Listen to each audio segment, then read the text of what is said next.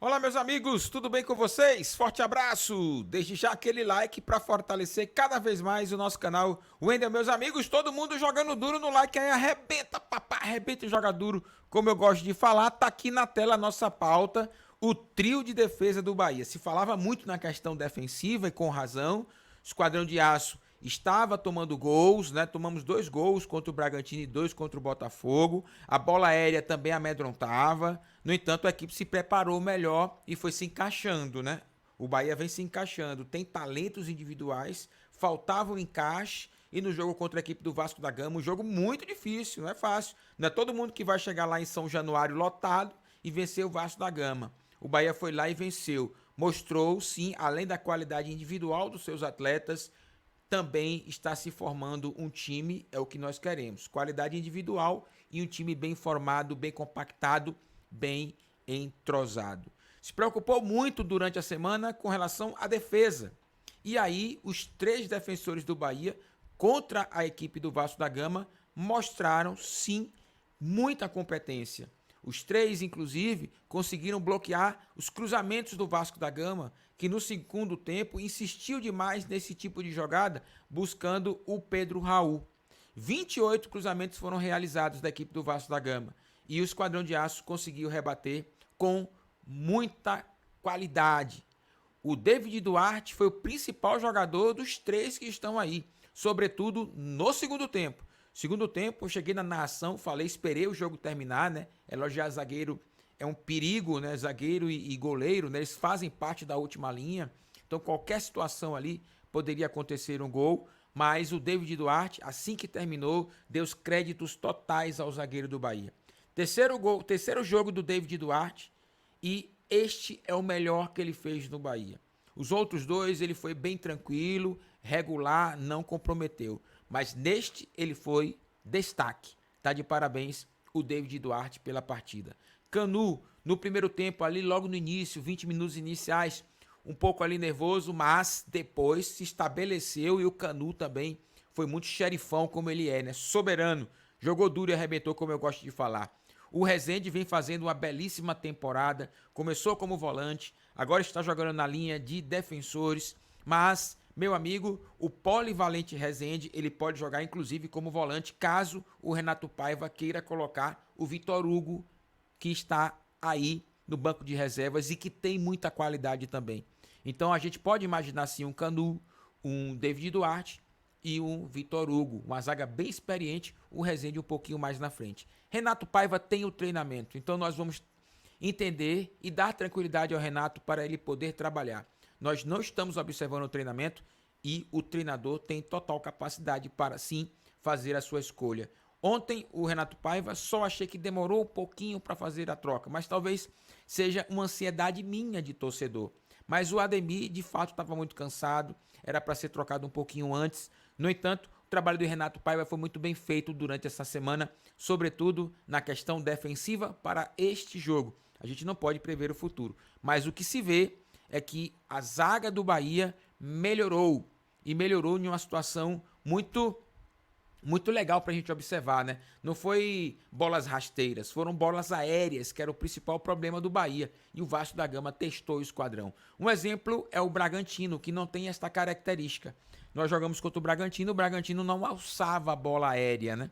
Mas o Vasco da Gama, sim, jogou a bola na área o tempo todo e o Bahia soube muito bem se sair dela. Sobretudo, volto a repetir, o jogador David Duarte. Tá de parabéns o David pela partida contra a equipe do Vasco da Gama. Volto a repetir, muito difícil o jogo ontem, muito difícil. Mas o Bahia, na minha opinião, jogou melhor os 90 minutos. E agora vamos jogar contra o Coritiba na Arena Fonte Nova, mega lotada. E depois do jogo contra o Coritiba, vamos para uma trilogia contra a equipe do Santos. O Santos é o adversário do Bahia na Copa do Brasil, mas o Esquadrão de Aço tem um compromisso com o Santos no dia 10 de maio pelo Campeonato Brasileiro. Então eu vou colocar aqui na tela o sorteio da Copa do Brasil, colocou o Esquadrão frente ao Santos. 2 times históricos, final de Campeonato Brasileiro, o Bahia tem um título de 59, vencendo o Santos, né, com Pelé. Muito histórico os 2 times, beleza? É um clássico de muita história. E o Esquadrão de Aço está aí, justamente para poder tentar a sua classificação.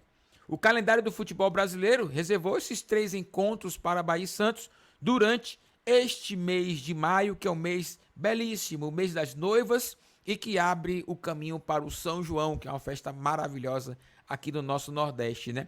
A primeira partida entre as equipes vai ser válida pelo Campeonato Brasileiro. O tricolor vai até a Vila Belmiro na quarta-feira da próxima semana, dia 10 de maio.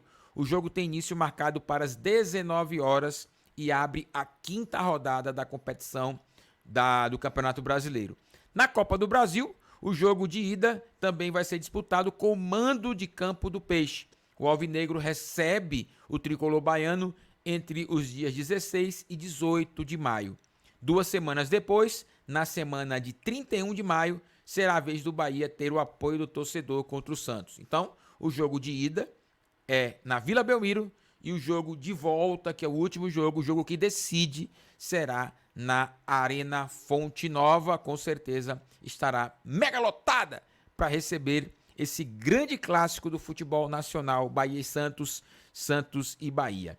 Vale a pena lembrar que no mata-mata nacional, o gol fora de casa não é critério de desempate. Em caso de igualdade no placar agregado das duas partidas, o classificado para as quartas de final vai ser conhecido em disputa de pênaltis.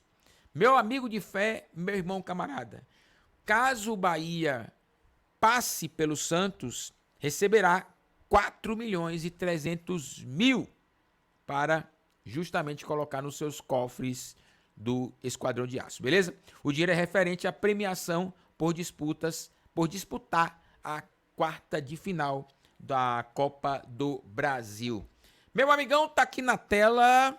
Bahia e Santos tem favoritismo? Não, mas é um adversário que o Bahia tem condições sim de ultrapassar. Outros adversários seriam mais difíceis.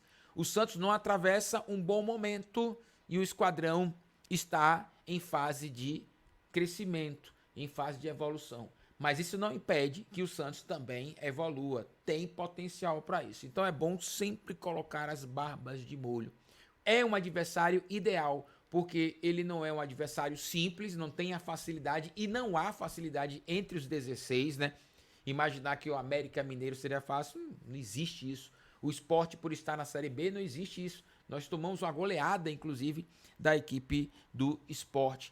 Então, meu amigão, não tinha jogo fácil. É evidente que pegar um Palmeiras, um Flamengo, um Fluminense, um Atlético Mineiro seria mais complexo. Mas pegar o Santos tá de bom tamanho e a possibilidade do Bahia passar para as quartas de final existe sim. O Bahia passando para as quartas de final estará em um outro momento, porque se o Bahia está sim em evolução, nós poderemos chegar na quarta de final lá na frente no futuro, melhor do que nós estamos hoje. Então, eu estou muito otimista com relação a esse jogo contra a equipe do Santos. É claro que não começou, é claro que é coisa de torcedor, mas nós temos que dar aqui o nosso ponto de vista e nosso palpite. Adversário ideal para o Bahia, sim, o Santos, mas não será fácil.